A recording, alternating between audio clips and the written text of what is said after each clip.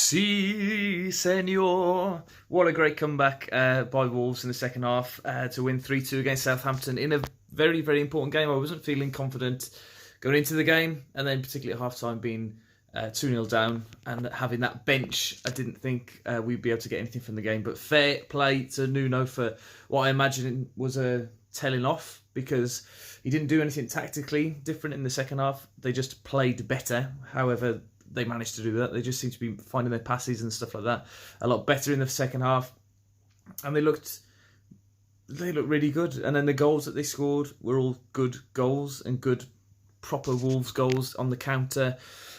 Got to say, second half again. I'm trying to focus more on the second half than the first half, because the first half was dreadful. But the performances from Johnny and from Traore and Jimenez in the second half, I thought were outstanding. Neto, of course, with the first goal as well. And having to wait as well, and with his bad luck with VAR, I think we're all assuming the worst. But that being said, we've managed, I think, to break our VAR hoodoo today with the VAR decision for the penalty, which is not VAR working at its best. If you went to the game, you might not be fully aware, and this is one of the reasons why I've stopped going to so many away games, because it's better to just try and watch it in the house because of knowing what's happened in the game. So the penalty wasn't given on field.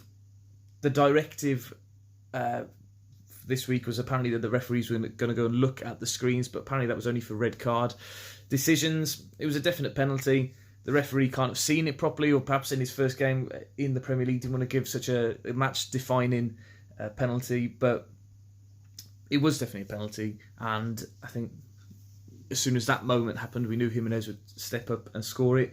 Then the confusion with the goal for the third goal with the handball, which was so far behind the actual incident, it wasn't worth looking at.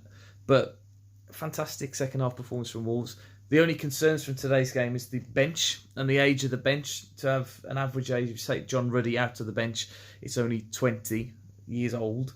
If you have John Ruddy in, it's 22. But and then you've got players like Neto on the pitch, who's 19 anyway. So we've got a very, very young squad. We definitely, desperately need some new players next week. And it's got to be something that's going to add some competition for places, because at the moment we've got so many players who I think are very comfortable in their positions, and they're not being challenged enough, and they know that they're going to be in the team, because they look at the bench and they think, well, it doesn't matter how bad I'm going to play because there is nobody to come and replace me. And that's been the case for a couple of players for a couple of years. I think that was Conor Cody's 96th league game in a row, which is an incredible feat.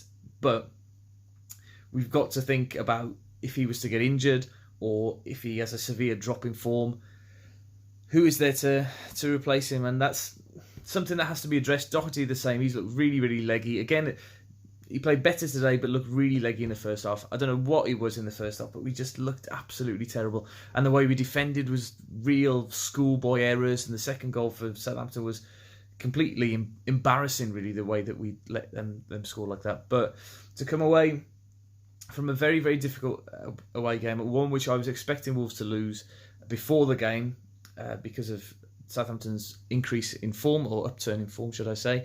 They've played a lot better in recent weeks, beaten Leicester last week. They're no mugs. They haven't dropped a single point in 2020 so far. So very, very pleased.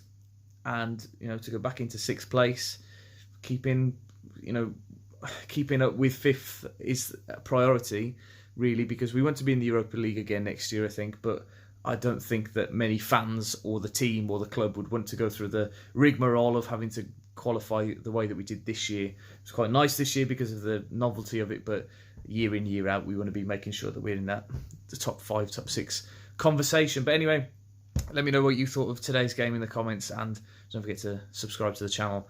And I'll see you when's the next game? Thursday for Liverpool. Anyway, see ya. Cheers. Bye.